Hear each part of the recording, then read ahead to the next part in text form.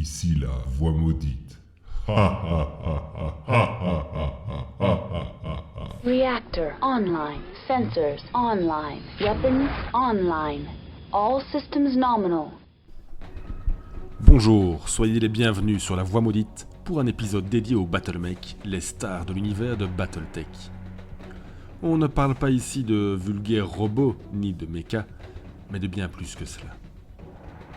Je vous propose aujourd'hui un épisode entier consacré à ces machines si caractéristiques qui sont au cœur de l'univers et des jeux qui nous passionnent. Nous évoquerons leur histoire, leurs composants, les différents types de Battlemech et les classifications, ainsi que les différentes variantes existantes. Likez, commentez et partagez. Bonne écoute sur La Voix Maudite.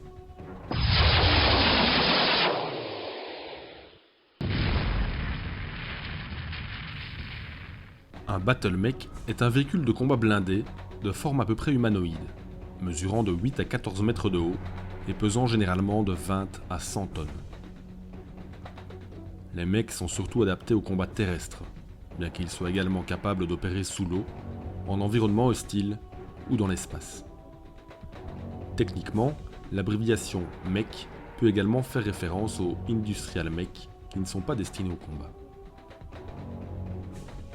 En général, les Battlemechs sont considérés comme supérieurs aux véhicules de combat conventionnels, car ils sont plus rapides, mieux armés et mieux protégés. Cela crée un rapport puissance de feu par homme qui leur confère également un avantage sur le plan logistique. Les mechs reproduisent de nombreux mouvements que les humains sont capables d'effectuer, ce qui leur permet d'éviter, de dévier ou d'atténuer l'impact des tirs d'armes à feu, ou de manipuler des objets. L'inconvénient est l'incroyable coût associé à la production et à l'entretien des Battlemech. Le moins cher peut en effet coûter des millions de sébiles. Ceci assure aux véhicules de combat traditionnels et à l'infanterie, beaucoup moins cher, un rôle toujours essentiel dans la guerre.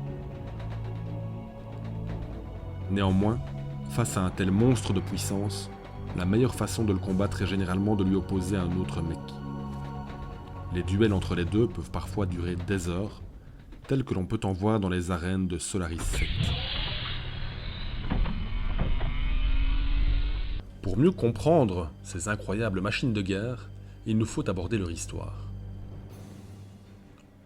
La genèse de la technologie Battlemech commence durant l'ère de l'hégémonie terrienne, avec les travaux du docteur Gregory Atlas, qui était chef d'un projet top secret du département de l'Alliance de recherche de l'hégémonie. Ces recherches portaient le nom d'opération Musclebound. En 2350, le docteur Atlas parvient à peaufiner la technologie du myomère. Il la miniaturise et la rend moins gourmande en énergie, tout en lui conférant une force impressionnante. Les travaux du docteur Atlas restent secrets de nombreuses années, jusqu'au règne de Lady Margaret Cameron, lorsque les tout premiers workmechs font leur apparition sur le marché. Les premiers mechs sont donc plutôt destinés à des travaux utilitaires.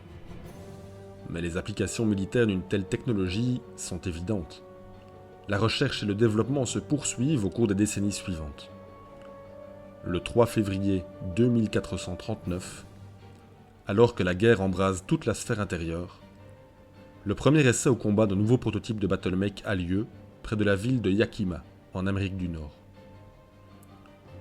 Le prototype s'appelle le Maquis. Le pilote de la machine est le colonel Charles Kincaid. Il affronte une lance de 4 chars lourds Merkava télécommandés. À la stupeur générale, il détruit complètement les 4 chars sans subir le moindre dommage.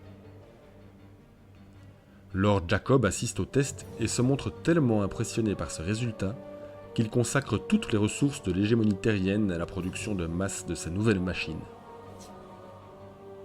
L'introduction du maquis est gardée secrète pendant encore quelques années. Les forces armées de l'hégémonie attendent le bon moment pour le dévoiler. Cela se produit finalement en 2443, lorsqu'une lance de maquis repousse un raid d'une compagnie de blindés lourds du combinat Draconis, sur la planète Styx. Un seul char de la compagnie survit à l'affrontement et parvient à regagner son dropship. La nouvelle de cette terrible arme de guerre se répand alors dans toute la sphère intérieure. Une fois informés de l'existence de cette formidable machine de guerre, les autres grandes puissances convoitent le nouveau battlemech de l'hégémonie terrienne et tentent de se l'approprier. L'une des usines créées par l'hégémonie pour produire des mechs se trouve sur la planète Hesperus II, et l'archonte Catherine Steiner du Commonwealth lyrien ordonne à son service d'espionnage de l'infiltrer pour voler les plans du mech. Après 6 années d'efforts, les espions ne réussissent à faire pénétrer qu'une seule personne à l'intérieur pour dresser une carte de l'installation. Ce n'est qu'après l'accession au pouvoir d'Alistair Steiner que les opérations d'infiltration sont relancées.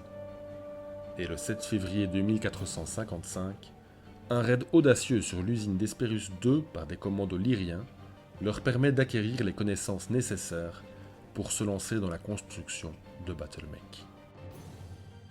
Le Commonwealth déploie ses premiers battlemechs en 2459. Le secret de la construction des battlemechs est révélé au grand jour, et les autres grandes maisons, chacune à sa manière, se procurent les connaissances nécessaires pour disposer de ses propres usines de production. Les Soleils fédérés, par le biais de négociations et d'un paiement important au Commonwealth, acquièrent les plans en 2457. Le Combinat Draconis en récupère un exemplaire lors d'un raid de commando sur l'usine de mechs de Coventry des Lyriens en 2461. La Ligue des Mondes Libres réussit à convaincre un scientifique lyrien de faire défection, et la Confédération Capellane fait de même 4 ans plus tard. L'utilisation généralisée des mechs ne fait qu'enflammer davantage les principaux acteurs en les poussant à s'attaquer les uns les autres, tandis que l'âge de la guerre se poursuit sans relâche. Cette première période d'affrontement entre grandes maisons, connue sous le nom d'âge de la guerre, prend fin avec la formation de la Star League. Toutefois, le développement de nouveaux battlemechs se poursuit, les forces de défense de la Star League disposant de machines de plus en plus puissantes. Cela inclut l'introduction des mechs terre-air, dénommés LAM pour Land Air Mechs. Il s'agit de machines de combat uniques qui peuvent se transformer de mechs à chasseurs aérospatial et vice-versa. Le premier LAM, le Stinger LAM, fait ses débuts en 2688. Ces progrès cessent après la guerre civile de la Star League et l'exode des unités survivantes de la SLDF. La dissolution de la Star League plonge la sphère intérieure dans des siècles de guerre interstellaire. Cette période portera plus tard le nom d'ère des guerres de succession, un âge sombre au point de vue technologique et culturel dans l'histoire de l'humanité. Au cours des intenses guerres qui ravagent des planètes entières, une grande partie des connaissances et de la technologie acquises par l'humanité est perdue. Les usines sont détruites, les centres d'apprentissage sont démolis, les techniciens et les scientifiques sont tués. La conception des battlemechs régresse. Ceux qui peuvent encore être construits le sont avec des composants de qualité inférieure. Nombre d'entre eux sont démantelés faute de pièces de rechange. Le sort de certains modèles de mechs dépend entièrement du fonctionnement continu d'anciennes usines automatisées, dont les connaissances en matière d'entretien et de réparation ont disparu depuis longtemps. Des invasions planétaires entières sont parfois basées sur la saisie d'exemplaires survivants de mechs dont les chaînes de production ont cessé d'exister. L'organisation qui gère les transports et communications interstellaires, Comstar, voue une sorte de culte à la détention du savoir. Comstar a conservé en secret de nombreux mechs originaux de la Star League, mais elle n'a pu empêcher la disparition totale de certaines lignes de production de mechs. Au fil du temps, les pénuries d'équipements, les pannes de systèmes et autres problèmes similaires donnent naissance à d'innombrables variantes des modèles originaux. En 3028, c'est la découverte du Helm Memory Core qui signe l'arrêt de ce déclin technologique. Grâce à ces nouvelles informations redécouvertes, les chaînes de production sont reconstruites et de nouveaux modèles de mechs commencent à sortir des chaînes de montage. Pour la première fois depuis des siècles, la production de mechs reprend un rythme positif. Mais le développement des battlemechs dans la sphère intérieure subit un choc majeur lors de l'invasion des clans en 3050. Pour la première fois, les armées de la sphère intérieure sont confrontées à une technologie encore plus avancée que celle de la Star League. Les soldats de la SLDF qui s'étaient exilés avec Alexander Kerensky sont en effet de retour. Mais ils s'appellent à présent les clans. Ils ont également connu une guerre civile, mais ils ont été épargnés par le déclin technologique des guerres de succession, ce qui a permis au développement des mecs de se poursuivre sans relâche. Le clan Coyote produit le premier Omnimech, le Coyotl, en 2854. Les Omnimecs, utilisés lors des invasions du clan, sont encore plus puissants et constituent un véritable choc pour les forces armées de la sphère intérieure. Comme les militaires de la sphère ne connaissent pas leur véritable désignation, beaucoup de ces nouveaux modèles reçoivent des surnoms. Le Summoner est surnommé le Thor par les forces de la maison Steiner, car il lance le tonnerre et la foudre grâce à son autocanon et son PPC. Le modèle Direwolf est surnommé Daishi, qui veut dire Grande Mort, par les forces de la maison Kurita. Et le Timberwolf est appelé Mad Cat, car les ordinateurs de combat des mecs de la sphère intérieure hésitent entre maraudeurs et catapultes, Mad et Cat, lorsqu'ils essayent d'identifier ce modèle jusqu'alors inconnu.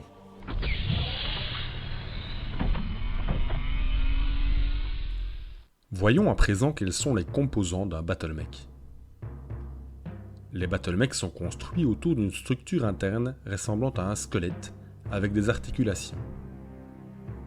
La plupart des mecs copient dans une certaine mesure la forme humaine, ce qui est le facteur décisif de leur polyvalence et de leur performance supérieure au combat. La musculature des mecs est constituée de myomères, une fibre polymère artificielle qui se contracte en présence d'un courant électrique. Le squelette et la musculature artificielle, combinés à un important système gyroscopique, assurent la stabilité du battlemech et lui permettent de se déplacer de manière bipède. Certains mechs sont équipés de réacteurs de saut, appelés jump jets, qui permettent de courts sauts. Les battlemechs sont pilotés par des pilotes appelés mech warriors. Assis dans le cockpit de leur mech, les mech warriors se connectent à leur machine en portant un neurocasque qui lie leurs ondes cérébrales afin de fournir au mech son sens de l'équilibre et d'autres fonctions nécessaires. Grâce à la combinaison du neurocasque et de commandes physiques, le pilote peut contrôler le mech, le faire courir, sauter et même faire le poirier si les circonstances s'y prêtent. Un battlemech standard comporte également un système de survie pour le mech warrior, voire pour un passager. L'énergie nécessaire au système moteur, aux ordinateurs et aux autres dispositifs est fournie par un moteur à fusion monté dans le torse. Tous les mechs sont équipés de dissipateurs thermiques. L'accumulation de chaleur est un problème fréquent. Les combats intenses peuvent entraîner une surchauffe qui met le pilote à rude épreuve et peut même provoquer un arrêt d'urgence du réacteur du battlemech. Les battlemechs sont dotés d'un armement qui peut être classé dans l'une des trois catégories suivantes: les armes balistiques, à énergie et les missiles.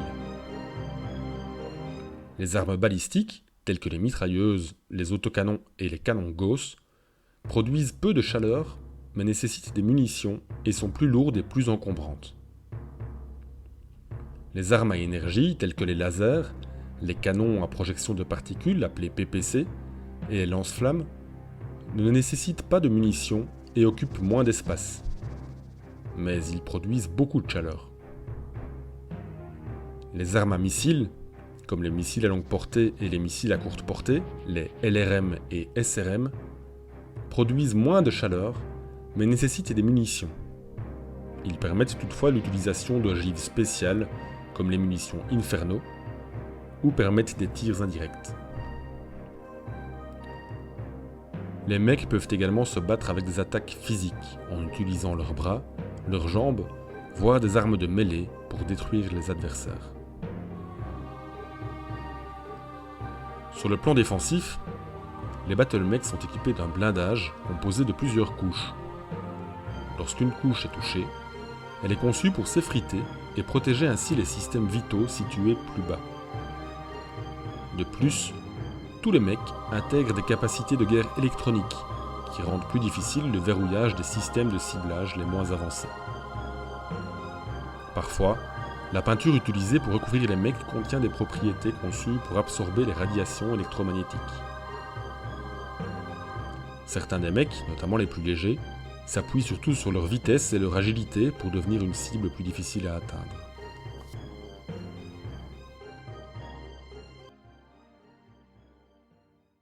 Voyons à présent quels sont les différents types de mecs. En premier lieu, nous trouvons les bipèdes. Les battlemecs bipèdes représentent la grande majorité des types de battlemecs. Ils peuvent être de 3 types. Les battlemecs bipèdes humanoïdes sont les plus courants. Ils sont dotés de jambes articulées au niveau des genoux. Nous trouvons le Wasp, le Phoenix Hawk, le Warhammer, l'Atlas ou encore le Summoner, également appelé le Thor. Un deuxième type de battlemech bipède sont ceux à articulation inversée. On les surnomme parfois les Chicken Walkers, les marcheurs en forme de poule. Ils sont un peu moins courants sur le champ de bataille, mais ils comprennent des mecs très célèbres, comme le Locust, le Catapulte, le Marauder et le Timberwolf, également appelé Mad Cat. Le troisième type de battlemech bipède est le Digitigrade, qui possède des articulations au niveau des hanches, des genoux, des chevilles et des orteils. Ceux-là marchent sur leurs orteils, et ce sont les plus rares des 3 types de battlemech bipèdes. On trouve le Thanatos, le Novacat et le Mongoose. Deuxième grand type de mech, les tripodes. Ils sont assez rares. Bien que le Hedgehog, le premier battlemech à 3 pattes, ait été conçu dès les premiers jours de la Star League, vers 2600. Ce concept est resté obscur pendant des siècles. Ce n'est qu'aux environs de 3130, avec l'apparition de battlemecs colossaux, comme l'Arès et le Poséidon, que les mecs tripodes sont devenus un petit peu plus connus. Nous trouvons ensuite les mecs quadrupèdes. Ces mecs utilisent leurs bras à la place de leurs jambes, ce qui leur confère une stabilité et une maniabilité accrue. Ils peuvent par exemple effectuer des déplacements latéraux très facilement. Les premiers modèles, notamment le Scorpion et le Goliath, se sont révélés assez décevants car ils étaient notoirement difficiles à entretenir et très susceptibles de tomber en panne. Ce n'est que vers l'an 3060 que l'amélioration de la technologie a permis de concevoir de nouveaux mecs quadrupèdes plus fiables. Mais leur réputation est restée entachée par les échecs relatifs des modèles antérieurs. Nous trouvons ensuite les mecs terre-air ou land-air mech, appelés LAM. C'est un type spécial et très rare de battlemech, basé sur des modèles communs. Ils peuvent se transformer en chasseur aérospatial ou en une forme intermédiaire qu'on appelle le mode LAM. Tout en se comportant comme un battlemech ou comme un chasseur aérospatial classique dans leurs formes respectives, ces mecs peuvent parcourir rapidement de grandes distances en mode LAM.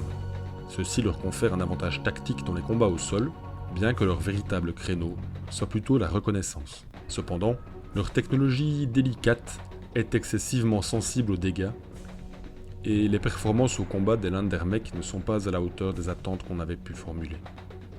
Surtout si l'on considère leurs coûts de production et d'entretien exorbitants.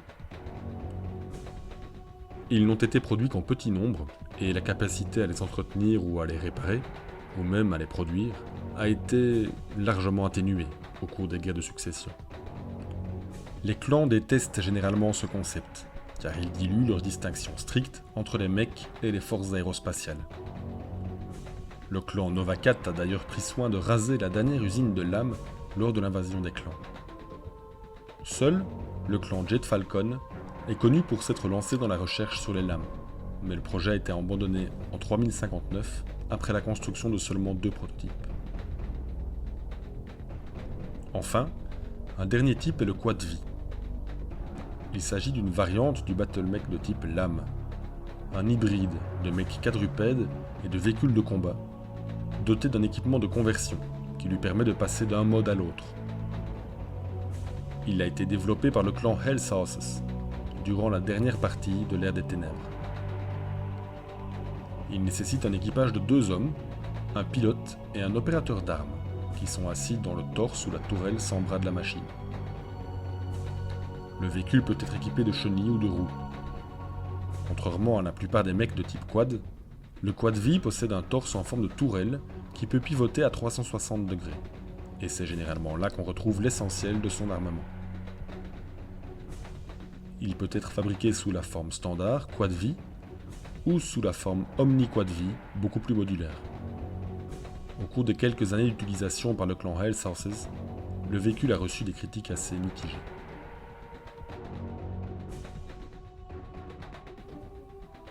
À côté des distinctions en fonction du type de mech par rapport à leur mode de propulsion, on trouve également la classification en fonction du tonnage. C'est la classification la plus couramment utilisée. Nous trouvons d'abord les ultra-légers. Bien qu'il soit techniquement possible de construire des mecs ultra-légers de 15 ou même 10 tonnes, la plupart des mecs de cette catégorie sont des modèles industriels, destinés à des tâches non militaires. À quelques rares exceptions près, les battle mechs ne pèsent généralement pas moins de 20 tonnes. Toutefois, le modèle ultra-léger le plus célèbre est aussi le premier à avoir été produit. Il s'agit de la sous-variante FLI 14 ou FLI, qui pèse 15 tonnes. Les mecs ultra-légers ne doivent pas être confondus avec les protomecs, qui bien qu'ayant approximativement le même poids, sont d'une conception fondamentalement différente de celle des mecs. Nous trouvons ensuite les mecs légers, beaucoup plus courts. Tous les mecs pesant entre 20 et 35 tonnes sont classés dans cette catégorie. Ils ne sont pourvus que d'un blindage limité, mais leur petit réacteur à fusion est généralement d'une grande efficacité. Il leur permet de bénéficier d'une mobilité supérieure. Ils sont donc généralement rapides, mais légèrement armés et blindés. Les mecs légers sont la plupart du temps utilisés en tant qu'éclaireurs, ou comme unité antipersonnelle, plutôt que comme unité de combat. Certains sont toutefois dotés d'un armement relativement lourd. Leur faible coût de production, leur prolifération et un approvisionnement relativement important en pièces détachées les ont rendus extrêmement courants. Le Locust, le Stinger ou le Wasp sont des éclaireurs célèbres, tandis que le Commando, le Jenner et le Panther sont des unités de combat plus puissantes pour leur taille. La technologie des clans leur a permis la conception de modèles comme l'Adder, appelé Puma, qui dispose d'une puissance de feu équivalente à celle de mecs de la sphère intérieure 2 fois plus gros qu'eux. Il existe enfin des mecs légers spécialisés, comme le mec de reconnaissance Ostscout avec ses capteurs avancés, le mec de guerre électronique Raven, ou le mec dédicacé aux armes incendiaires, le Firestarter. Le gros des armées, ce sont les mecs moyens. Il s'agit des véritables bêtes de somme de chacune des armées de la sphère intérieure ou des clans. Ils pèsent entre 40 et 55 tonnes. Ils se situent naturellement entre les mecs légers, plus agiles, et les mecs lourds, puissamment armés. Bien qu'ils n'égalent ni l'un ni l'autre dans leurs créneaux respectifs, les mecs moyens ont tendance à avoir la meilleure combinaison entre vitesse, blindage et charge utile, ce qui leur confère une polyvalence inégalée. Les mecs moyens les plus rapides servent souvent d'unité de commandement parmi les mecs légers de même vitesse. Ils sont mieux armés que les mecs légers et peuvent souvent surpasser les adversaires plus lourds au combat. Les mecs moyens les plus courants sont le Phoenix Hawk, le Vindicator, le Centurion, le Shadowhawk, le Griffin ou le Wolverine. Pour les clans, on trouve surtout le Nova, appelé Black Hawk, et le Stormcrow ou Ryoken. Nous trouvons ensuite les mecs lourds, qui sont conçus pour le combat de première ligne et qui pèsent entre 60 et 75 tonnes. Ils sont légèrement moins polyvalents et plus lents que les mecs moyens, mais leur blindage et leur armement sont beaucoup plus lourds. Ils sont capables d'effectuer des tirs nourris à longue portée, tout en conservant une mobilité suffisante. Ce sont des ennemis redoutables et puissants. Certains modèles sont adaptés à des rôles précis, ce qui améliore grandement les performances de leurs unités, mais qui peut également en faire un mauvais choix dans des situations de combat singuliers. Citons des exemples typiques de mecs lourds: le Crusader, le Thunderbolt, le Warhammer, le Marauder et le Mad Dog, le Summoner ou le Timberwolf. On trouve également des mecs spécifiques comme le Rifleman, qui est réputé pour ses capacités anti-aériennes, ou l'archer et le catapulte, pour leur barrage de missiles à longue portée. On trouve enfin les mecs d'assaut. Ce sont les plus lourds des battlemecs, qui pèsent de 80 à 100 tonnes. Certains de ces énormes mecs peuvent monter jusqu'à 50 tonnes d'armes et un blindage plus qu'épais. Ils peuvent projeter une énorme puissance de feu, et sont les plus performants en tant que fer de lance des assauts frontaux ou pour défendre des positions retranchées. Leur difficulté est de trouver un compromis entre la vitesse et la maniabilité, car les mecs d'assaut sont généralement très lents. Ils ont donc souvent besoin d'unités ennemies pour éviter d'être contournés. La plupart du temps, ils sont utilisés comme unité de commandement, comme plateforme d'assaut lourde ou en tant qu'appui-feu. En raison de leur coût prohibitif et de leur production limitée, ils ne représentent qu'une petite fraction de l'ensemble des battlemecs d'une armée. Parmi les mecs d'assaut emblématiques, on trouve le Maquis, l'Atlas, le Stalker, et pour les clans, le Warhawk ou Masakari, et le Direwolf ou Daishi. Le Battlemaster et le Cyclope sont des mecs de commandement bien connus, car ils sont tous deux dotés d'une électronique supérieure à la moyenne, axée sur le commandement et la communication, tout en conservant un armement très lourd. Enfin, il existe une catégorie très rare, mais absolument terrifiante, les super lourds. Depuis la fin du XXIe siècle, les concepteurs ont tenté de construire des battlemecs de plus de 100 tonnes. Bien que la plupart de ces efforts aient été infructueux, le World of Blake a pu produire un prototype super lourd, Omega, à la fin de l'ère du djihad. Au début des années 3120, des battlemecs tripodes super lourds, appelés les battlemecs colossaux, ont commencé à apparaître en tant que technologie expérimentale.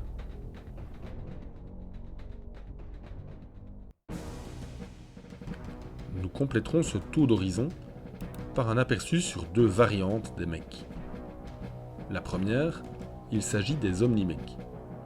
C'est un concept introduit par les clans qui a été adopté plus tard par les états successeurs de la sphère intérieure. Sommairement, il s'agit de battlemecs dotés de points d'emport, avec un armement interchangeable.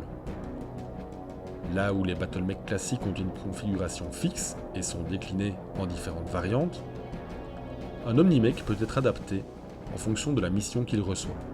Il peut donc assumer plusieurs rôles tactiques. Un deuxième type de mech, ce sont les mechs industriels. Ils possèdent une multitude de noms: Workmech, Utility Mech ou Ice Mech. Bien que beaucoup moins prestigieux que leurs homologues militaires Battlemech, ils sont extrêmement importants dans la vie quotidienne de l'univers de Battletech. Il existe ainsi des agromechs, des forestry mechs, des logger mechs, des looter mechs, des mining mechs, et bien d'autres types pour de nombreuses industries différentes. Il existe également des security mechs qui sont armés. La plupart de ces machines utilisent un moteur à combustion interne, généralement diesel, en raison du coût élevé des réacteurs à fusion. Il arrive parfois, et ça a été le cas durant l'âge des ténèbres, que des industrial mechs soient modifiés pour la guerre. Ils sont généralement beaucoup moins performants qu'un battlemech de même tonnage, et sont équipés d'un blindage en général assez léger. Leur force peut résider dans le combat rapproché, grâce à leur panoplie d'outils industriels tels que des scies, des perceuses et des lasers utilitaires.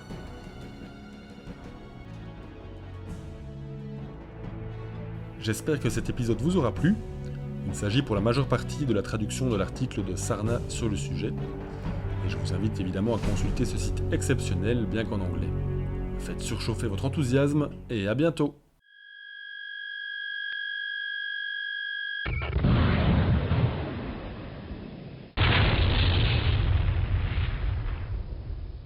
Communications offline.